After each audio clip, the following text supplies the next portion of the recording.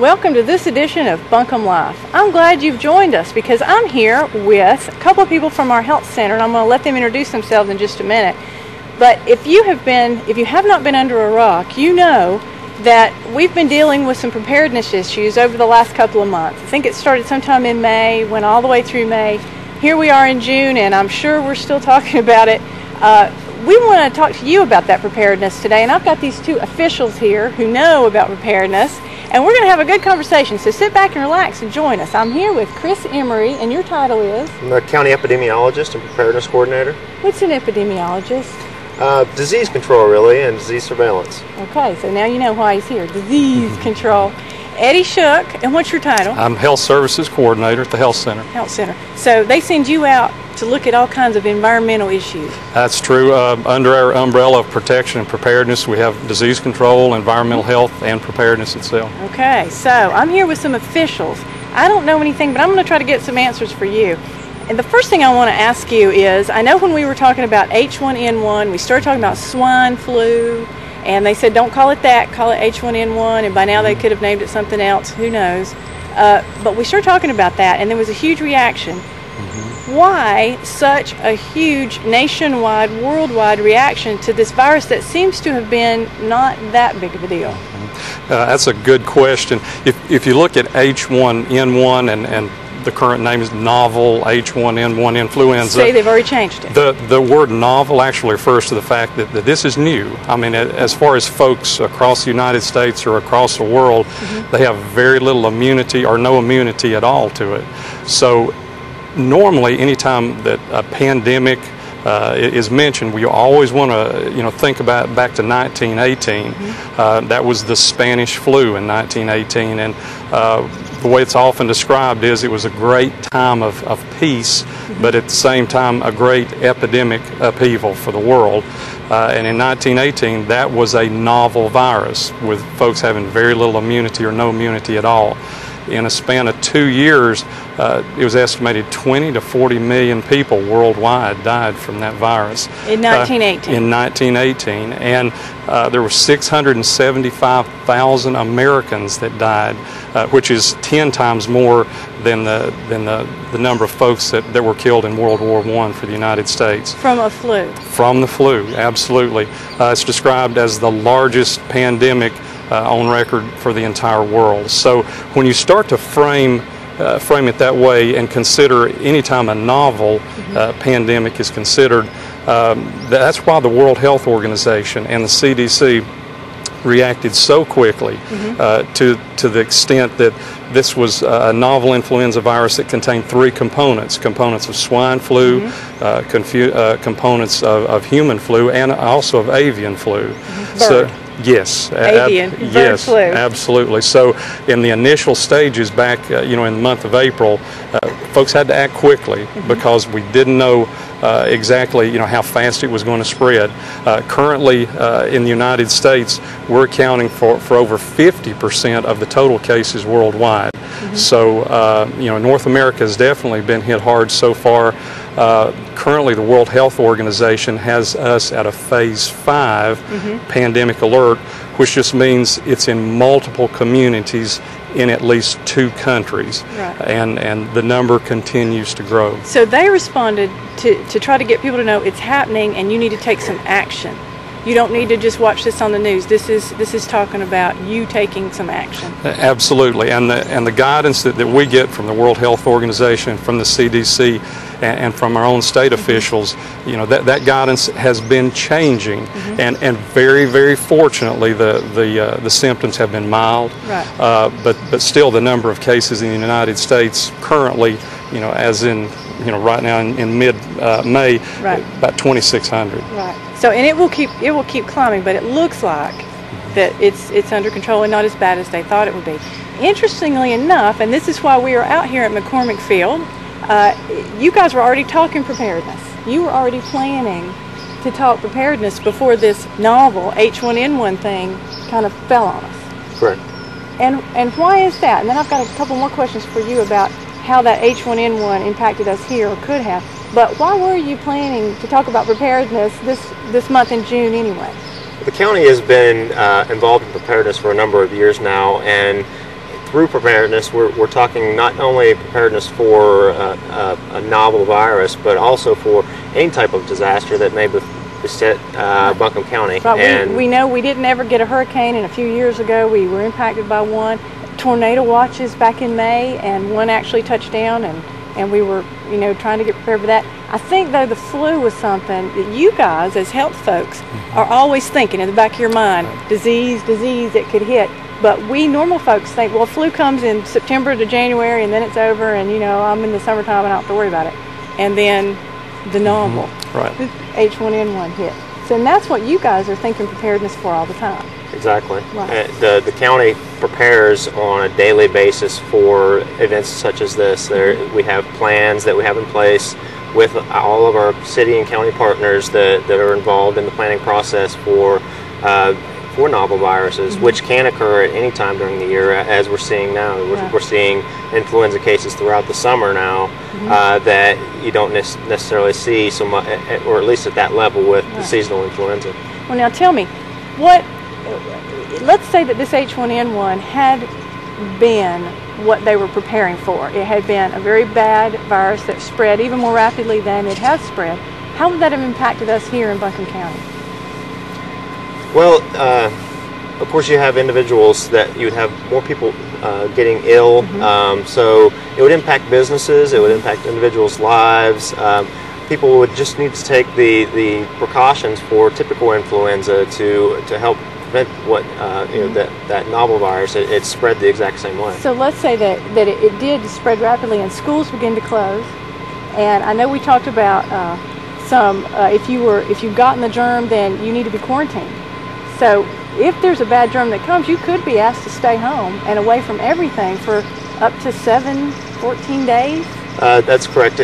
Once someone is actually infected and is a suspect, probable or confirmed case, we begin to ask them to voluntarily quarantine themselves at home.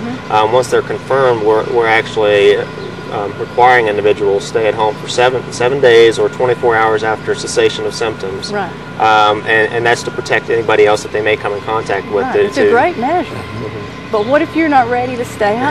That's correct. That's the preparedness. You should be preparing now for that stay at home, or to take care of loved ones, or if we do have to close schools at some point, then child care, plan for child care.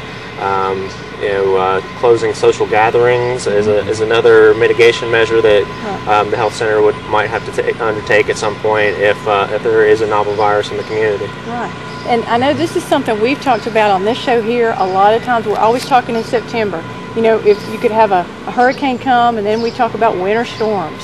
You might get stuck in your home because of snow.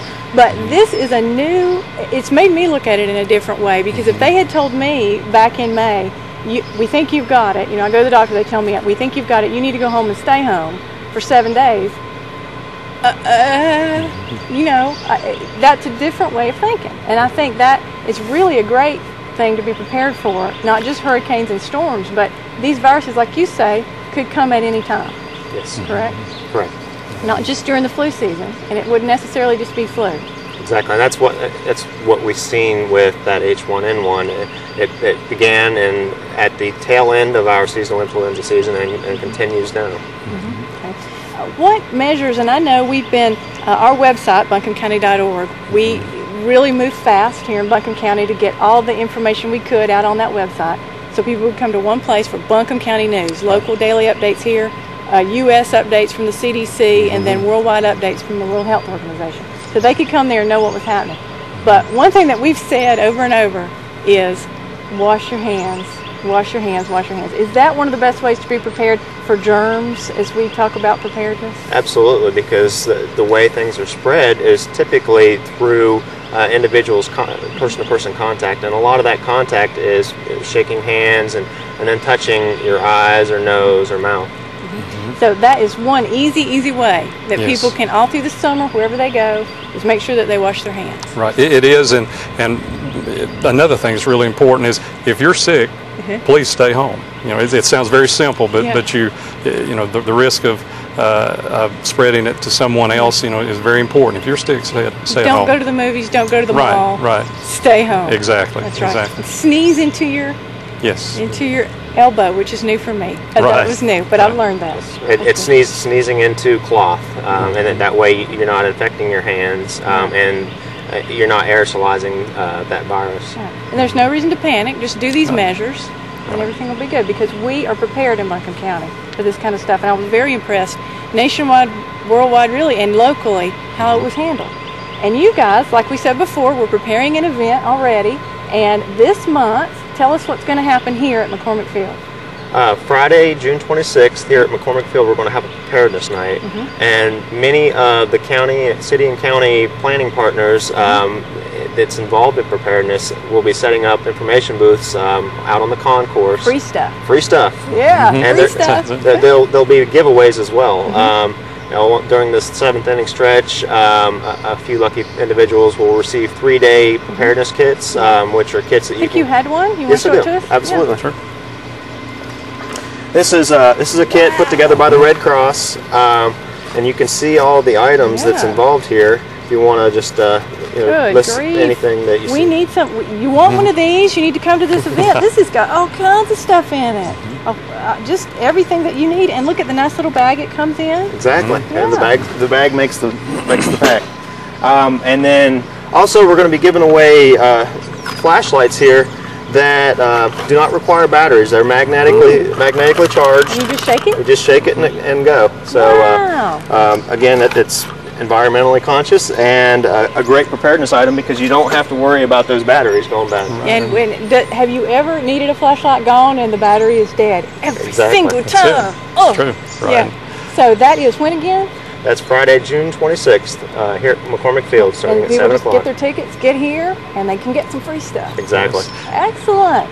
And something else that goes with this across the nation, minor league baseball has been a great partner with Ready.gov, actually coming alongside local health departments to have preparedness nights like this. So I take my hat off to minor league sports across the nation, especially baseball. Oh, that's great. I mean, we need to let people know Ready.gov is also a good site. BuncombeCounty.org, Ready.gov, they're all good sites. And we thank McCormick Field for letting us come out here today and do this, and for letting us do that Preparedness Night. And thank you guys for the information. Thank you. And we hope we have a germ-free summer, but you stay tuned, because we've got more preparedness next.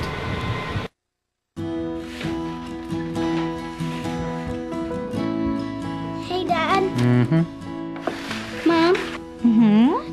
Grandpa. Yeah. I know bird flu is quite rare in humans, but could that change if the virus changes? Do the experts expect bird flu to have global ramifications? Should we be taking precautionary measures in case bird flu becomes a pandemic?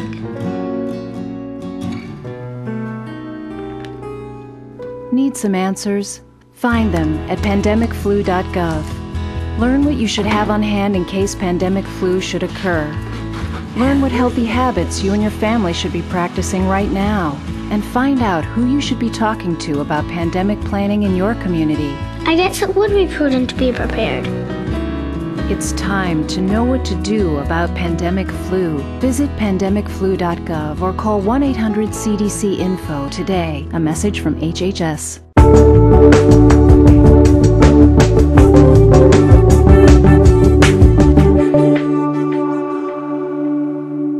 You may know one of the biggest drug dealers in our community.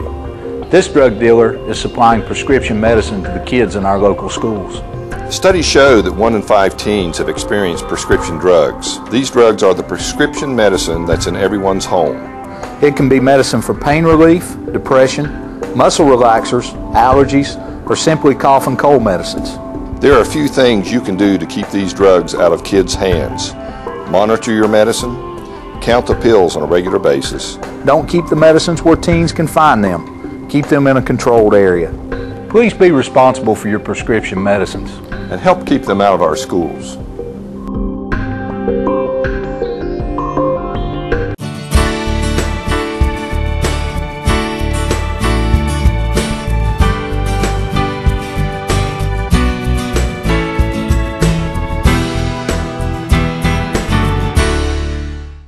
Welcome back. We just talked to Chris and Eddie with the Health Center, and they told us about H1N1, that new virus that they don't really want us to worry about, but to be prepared for. That's what we're talking about this month, being prepared. And you know, they work really hard at the Health Center to be prepared for those germs and all that stuff that can come upon us at any time, but there are more folks in our community that prepare all the time, and I'm out here at the Weaverville Fire Department where they prepare every day to take care of you as a citizen. I'm here with Chief Hooper. Introduce yourself. Welcome, Kathy. My name's Jeff Hooper. I'm Fire Chief here at the Weaverville Fire Department. We're glad to have you today. Yeah, thank you for talking to me. We're here in front of this structure, which is something behind the fire department not a lot of people may know about. And tell me what this is. Well, this is our training tower. It's a 4-story tower. We're able to do several different things in this tower. It's not a live burn tower, so we don't light any kind of live fire in it, but we do have a smoke system that will smoke up the tower to do simulate search and rescue. It's a non-toxic smoke, so it's a good training atmosphere when we take our guys in here, especially if we have new guys or we're running a rookie school through here. It's a real good atmosphere safety-wise. And it helps them prepare. They get the stuff on and they prepare for, what are they preparing for when they go in here? Basically, on this building here, we use it for several different things. We use it for confined space. We've got different types of hatches in the floor that simulates the industry in our area, where we set up tripods and things of that nature. You'll see different types of rappelling anchors on the walls outside, also in the floors inside. We can run different lines out to do simulate search and rescue as far as mountain rescue type scenarios. Also, we can run picket lines out for the guys where we rappel somebody down with a victim that's been injured.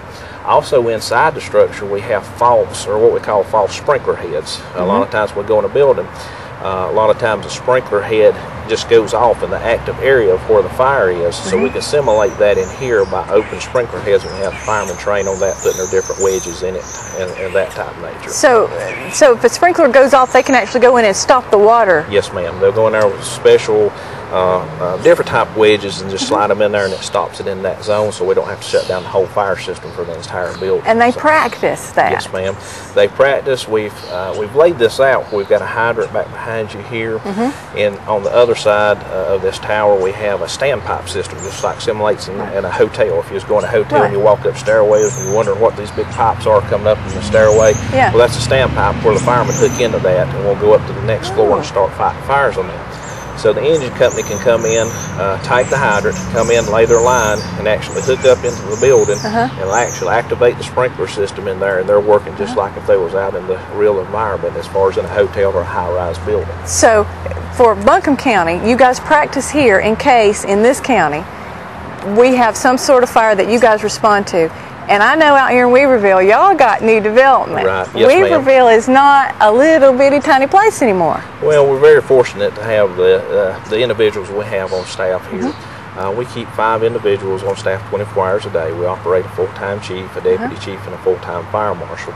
With that said, we're not only training for our growth, but we are state certified in hangar rescue, and swiftwater rescue, and heavy rescue, and plus the medical first responder here too. So we're preparing for the growth we have, but if we have mutual aid throughout the county, we're prepared.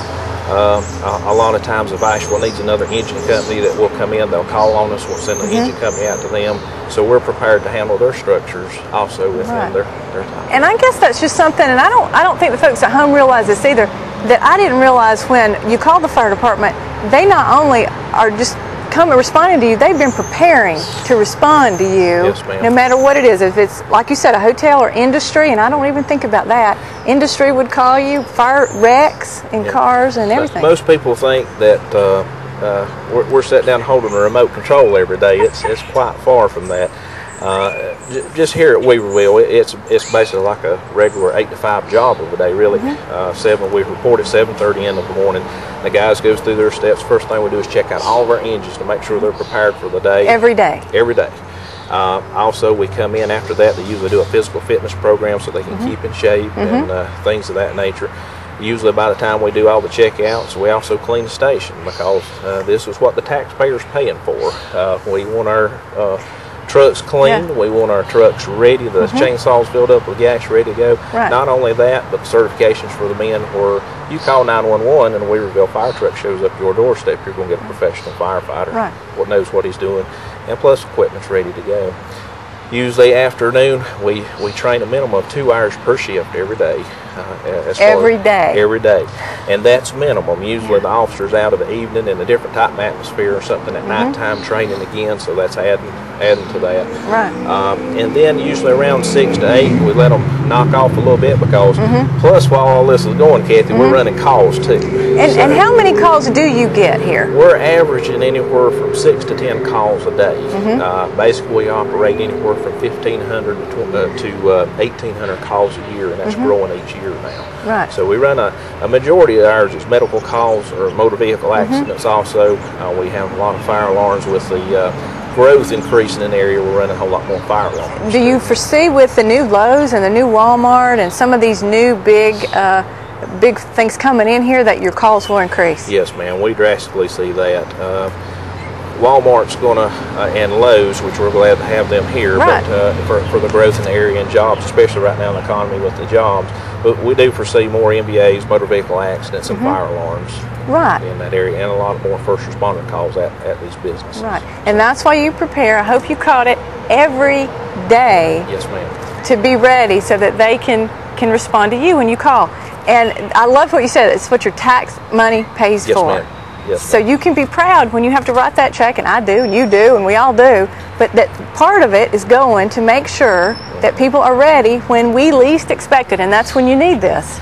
Well, we've got a reputation here at Weaverville. If you're going to work at Weaverville, you're going to have to work if you go to Weaverville. Well, it's not as bad as everybody thinks it is. We do take care of our employees. We still want the employee to be rested at the time of that call. So we do have our daily operations. We do sleep at night, you know, things of that nature. So we give them a lot of downtime of the evening, because when you're running back calls of the day, whether it's a death or you're dealing with a family, we try to be as compassionate we can, and we go full step, you know, try to help the individuals. Well, that's stress on the firemen and our personnel. Right. And so, you know, we want a de-stress time of the day where they can relax, get their mind in gear, get rested up. So if you make that phone call at 3:30 in the morning, you've got a well-rested and ready prepared firefighter. And when you're rested and well prepared because you've trained, because you're physically fit and you're ready to go and your equipment is ready, you are ready to respond. And and I must say, we've had an outstanding council, our town manager. We have full support of that. Right. We couldn't have done it without them. Right. We're very pleased to and very fortunate to have the council and town manager that we have. Right. Well, thank you for spending these few minutes with me. We enjoy it, and thank you for out here. We'll run you through some different types of scenarios that we do, and try to get some firemen out here, and we'll assimilate some of the things that we do. Thank you. And I hope you enjoyed this, because you need to realize that everywhere across the county there's more departments in each section, and they're all preparing like this. Weaverville is an outstanding example of what we do in Buncombe County to prepare so that we're ready for you and your emergencies. So we've got one more little segment for you. Stay tuned. I hope you've enjoyed this segment on preparedness. Hope you've gone out and got your Asheville tourist ticket so you can enjoy a night at the ball game and get some free stuff. I hope that you enjoyed our segment with Jeff Hooper out at Weaverville Volunteer Fire Department. They are fabulous out there. They were so sweet to us. He wanted me to remind you that they share that practice tower with AB Tech, with the City of Asheville, and with other folks from other counties. They're very proud of that community collaborative out there, and it's a great facility, something that we can definitely be proud of. Now, we're not done. You need to sit back just for a few more minutes and watch this next segment on being prepared for the sun. That's something that so many of us take for granted, and we filmed this episode last summer, and I got a great response from it. So we wanted to show it again just to remind you to take care of your skin, and you can do that easily by being prepared. So sit back, enjoy it, and we'll see you next time on Buncombe Live. I have on no sunscreen, no hat. No hat. No hat. You need to tell us about that, because we need to put this kind of stuff on kids too, not just on us adults, but on kids. So, and tell us about the sun, because I know you were telling me earlier, you shouldn't just, the only time you use sunscreen, and I'm guilty of this, is if I'm at the beach. I think, okay, I'm at the beach, I need sunscreen. If I'm at home in the yard, never think about it. Right, and that's what, you know, we need to be wearing sunscreen 365 days out of the year, even when it's cloudy. But here is a gentle reminder, these are UV beads. Whenever they turn color, that means that UV is hitting my skin. And UV is the dangerous rays. The dangerous rays. So this is a gentle reminder for, you know, it's clouding over right now, but the beads are still colored, which means that the UV is still getting in and penetrating the skin. So you really need to, you know, cover yourself up if at all possible, to wear long sleeves, which I've tried to do today, long pants. Think about sending your kids out without shoes on, going barefoot, not covering them up. And then wearing a hat. The hat should be at least 3-inch brim on, which I know mine doesn't, but it's the best I have right now. And then also wearing sunglasses to protect your eyes from getting cataracts later on. The best thing to do is to start when your children are young and get them used to protecting themselves when they go out. So it's just a habit. Just a habit. It becomes a habit, just like putting a coat on in the wintertime. And I have brought some hats to show some various hats for little children to wear. You know, this is a good 3-inch brim. Look at that. That it would work well.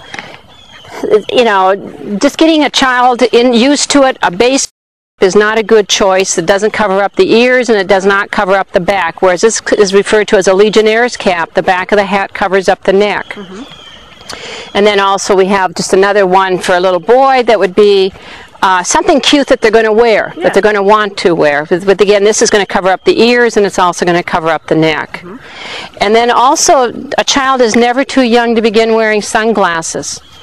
And you know, there's some cute ones out there, but you need to make sure the sunglasses you buy are for 100% UV. So what you're saying, kids should wear these too. Now, I always thought kids just wore them because they had Mickey Mouse on them, or they were cute, but they really should wear sunglasses. You know, protecting your eyes when you're young and through your life may prevent cataracts as you get older. And although there's cataract surgery, you know, why put yourself through it if you don't have to? Exactly. So, you know, we're again getting sunglasses that will fit the child, and if they're cute, they're probably more apt to wear them. And if they see you as a parent or a role model wearing them, they're going to be more apt to wear them.